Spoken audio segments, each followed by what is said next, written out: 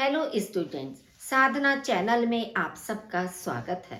बच्चों, आज हम क्लास 6 की संस्कृत मंजूषा के पाठ 5 तौ बालकौ या ते बालिके किम कुरुतः पाठ का अभ्यास कार्य आपको स्पष्ट करेंगे।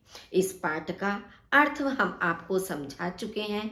आशा करती हूँ कि अर्थ आपको स्पष्ट हो गया होगा और आज हम इस पाठ के अंत में जो आपका अभ्यास कार्य दिया हुआ होता है, चाहे वो रिक्त स्थान हो, चाहे आपके प्रश्न उत्तर हो, चाहे परस्पर मेल करना हो, उन सबको स्पष्ट करेंगे कि किस तरह से हमें किस धातु का किस लिंग में, किस वचन में, किस पुरुष में कैसे प्रयोग करना चाहिए। इन सब बातों को आप ध्यान से समझने का प्रयास करें। इसका अर्थ है कि वे दोनों बालक या वे दोनों बालिकाएं क्या कर रही हैं। तो चलिए शुरू करते हैं इस पाठ का अभ्यास कार्य। फर्स्ट है आपका अस धातु का प्रयोग करके वाक्य बोलिए। अब अस हमारी धातु है। अब ये जितने भी आपके 9 वाक्य दिए हैं, इसमें लट लकार के अस धातु का आपको प्रयोग करना है। जैसे सह मृगः अस्ति, वह मृग या वह हिरण है।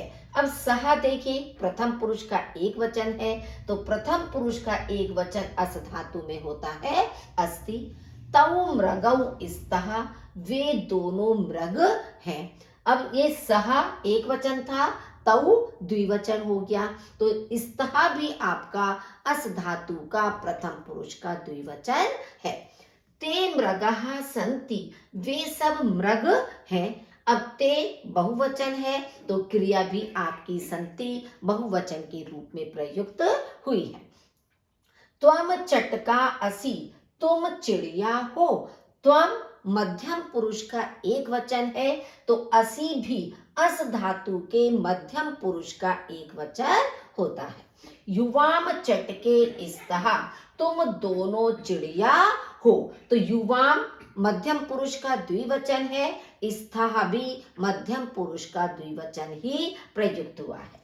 यूयम चटकः स्त, तुम सब चिड़िया हो। अब तुम सब मध्यम पुरुष का बहुवचन है, तो क्रिया भी मध्यम पुरुष की बहुवचन ही प्रयुक्त हुई है। अहम शशकः अस्मि, मैं खरगोश हूं। अहम उत्तम पुरुष का एक वचन है और अस धातु उत्तम पुरुष का एक वचन अस्मि होता है। आवाम मयूरौ स्वः, हम दोनों मोर हैं।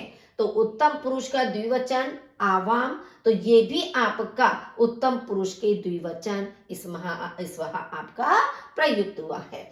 वयम नर्तकः स्मः, हम सब नर्तक हैं या नृत्य करते हैं। स्मः आपका उत्तम पुरुष के बहुवचन की क्रिया का प्रयोग हुआ है। तो इस तरह से देखिए, इसको आप याद करेंगे। ये लट लकार है, अस धातु है, अस्ति स्तः सन्ति, असि स्था स्त, अस्मि स्वः स्मः। इस तरह से आपके प्रथम पुरुष, मध्यम पुरुष, उत्तम पुरुष की क्रियाएं चलती हैं। नेक्स्ट है, कोष्ठक में दिए गए उचित क्रियापद से वाक्य पूरे कीजिए। उदाहरण है, सह सैनिकः अस्ति, वह सैनिक है। अब है क्योंकि सैनिकः असह एक वचन है, तो इसलिए क्रिया भी हमारी अस्ति एक वचन लगेगी, संति नहीं लगेगी। संति का मतलब बहुवचन हो गया है। इसी तरह से त्वम छात्रः असि, तुम छात्र हो। अब त्वम के साथ में हमेशा मध्यम पुरुष का एक वचन आएगा असि, तो अस्मि नहीं होगा क्योंकि अस्मि उत्तम पुरुष का एक वचन होता है। तो त्वम जब हमारा है तुम मध्यम पुरुष में आपका आता है, तो असि होगा। अहम अध्यापिका अस्मि, मैं अध्यापिका हूं। अहम उत्तम पुरुष के लिए आता है, तो अस्मि भी उत्तम पुरुष का एक वचन क्रिया आएगा अस्मि, क्योंकि असि आपका मध्यम पुरुष का एक वचन हो जाएगा। आवाम अध्यापिके स्वः, हम दोनों अध्यापिका हैं। तो आवाम द्विवचन है, तो स्वः भी उत्तम पुरुष का द्विवचन ही आएगा। युवाम छात्रौ स्तः, तुम दोनों छात्र हो, युवाम द्विवचन है तो क्रिया भी मध्यम पुरुष द्विवचन स्तः होगी। ते अध्यापकः सन्ति, वे सब अध्यापक हैं। तो वे सब, ते जब बहुवचन है तो क्रिया भी हमारी बहुवचन होगी सन्ति, कि वे सब अध्यापक हैं।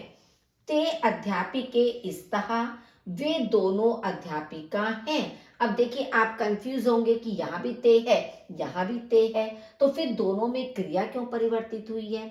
ये आपका अध्यापकः पुल्लिंग है, ये ते अध्यापिका, तो ये स्त्रीलिंग है। स्त्रीलिंग में रूप चलते हैं सा ते तहा, तो ते हमारा द्विवचन हो गया, तो द्विवचन में क्रिया हमारी स्तः आती है। यूयम गायकः, तुम सब गायक हो, तो स्थ आपका आएगा बहुवचन में, स्था होता तो द्विवचन में आता।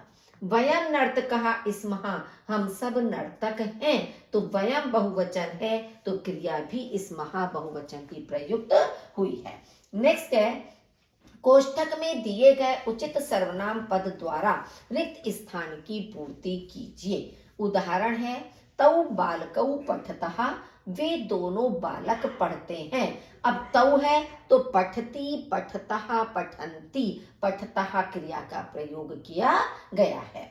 ते बालिके लिखतः, वे दोनों बालिकाएं लिखती हैं, क्योंकि बालिके द्विवचन है तो यहाँ पर सा ते तहा, ते का प्रयोग किया गया है, तो आपका ते आ गया, क्योंकि तौ आपका हो जाता पुल्लिंग और सा आपका एक वचन हो जाता, तो इसलिए यहाँ पर ते बालिके के अनुसार प्रयोग किया गया है। पीयूषः तन्मयः च खेलतः, तौ हस्तः अपि, पीयूष और तन्मय खेलते हैं। अब दो के लिए हमने कहा है पीयूष भी और तन्मय भी, तो जब दो हैं तो दो के लिए हमारा आएगा तौ। और तौ क्यों आएगा? क्योंकि ते भी द्विवचन है वैसे तो, लेकिन पीयूष और तन्मय दोनों पुल्लिंग है, तो पुल्लिंग के लिए हमारा तौ आएगा, वे दोनों हंसते भी हैं। बालिकाः नृत्यन्ति, बालिकाएं नृत्य करती हैं। तहा न गायन्ति, वे सब नहीं गाती हैं। अब बालिका क्योंकि बहुवचन है तो इसलिए उसका जो सर्वनाम शब्द है तहा, ये भी आपका बहुवचन ही आएगा। तहा इसमें दिया हुआ है, क्योंकि सा एक वचन हो गया, ते द्विवचन हो गया, तो इसलिए तहा का प्रयोग किया गया है। बालकः धावन्ति, बालक दौड़ते हैं। ते पतन्ति, वे गिरते हैं। अब बालकः पुल्लिंग बहुवचन है तो इसलिए हमने ते का प्रयोग किया है, सहा तौ ते, तो ते पतन्ति। किम युवाम धावतः, क्या तुम दोनों दौड़ते हो?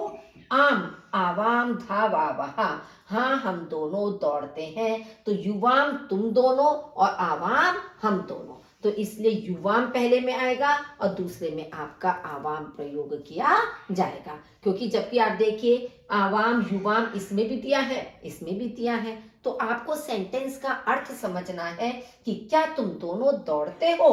हाँ हम दोनों दौड़ते हैं। थर्ड है, कोष्ठक में दिए गए उचित विकल्प को चुनिए, कि कोष्ठक में यानी कि ब्रैकेट में आपके जो शब्द दिए हैं आप उसको उसमें से उचित शब्द का चयन करना है।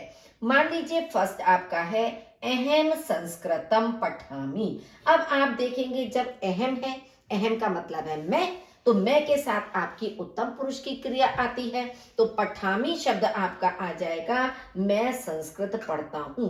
पठती तो सह के साथ आता है, पठसी मध्यम पुरुष के साथ आता है, और अहम हमारा उत्तम पुरुष में जब आता है तो हमारा इसका सही उत्तर होगा पठामी। त्वम किम खादसी, तुम क्या खाते हो? खादती लट लकार एक वचन प्रथम पुरुष का आएगा।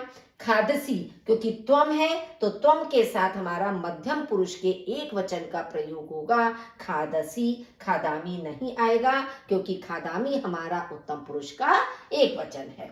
आवाम सायम खेलावह, हम दोनों शाम को खेलते हैं। आवाम हमारा द्विवचन है तो इसलिए हमारी क्रिया भी खेलावहा द्विवचन ही प्रयोग होगी, खेलामी, खेलावहा, खेलामहा। युवाम कदा खेलतः, तुम दोनों कब खेलते हो? तो तुम दोनों का युवाम द्विवचन हो गया मध्यम पुरुष का, तो खेलता खेलते हो शब्द का प्रयोग किया जाएगा। नेक्स्ट है चित्र देखकर नाम लिखिए। ये आपके सामने चित्र बने हुए हैं, इन चित्रों को देखकर आपको इसका नाम लिखना है। अब देखिए प्रथम चित्र में आपको लग रहा है हिरण बना है, तो एषः हरिणः, यह हरिण है। ये देखिए आपका बकरी, तो एषा अजा, यह बकरी है। क्यों? क्योंकि एषा स्त्रीलिंग शब्द है तो अजा आएगा। अगर एषः में यहाँ विसर्ग लगे हुए होते तो आपका अजहा हो जाता, यानी कि बकरा। तो बकरा अजहा पुल्लिंग है, अजा आपका स्त्रीलिंग है, तो यह बकरी है। एषः शशकः, यह खरगोश है। एषा चटका, यह चिड़िया है। एषः मयूरः, यह मयूर या मोर है। तो इस तरह बच्चों इस पाठ का अभ्यास कार्य आपको स्पष्ट हो गया होगा। वीडियो को लाइक जरूर कीजिए, अपने साथियों के साथ अधिक से अधिक शेयर कीजिए ताकि उन्हें भी इसका लाभ मिल सके। और यदि आप मेरे चैनल पर पहली बार हैं तो प्लीज़ उसे सब्सक्राइब जरूर कीजिए। आपका बहुत बहुत धन्यवाद।